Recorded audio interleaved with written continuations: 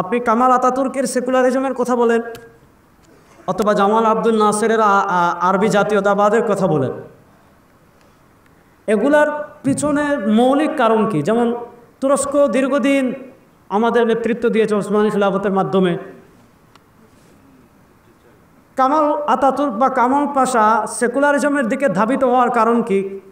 জামাল আব্দুল নাসের আরবি জাতীয়তাবাদের দিকে ধাবিত হওয়ার কারণ কি?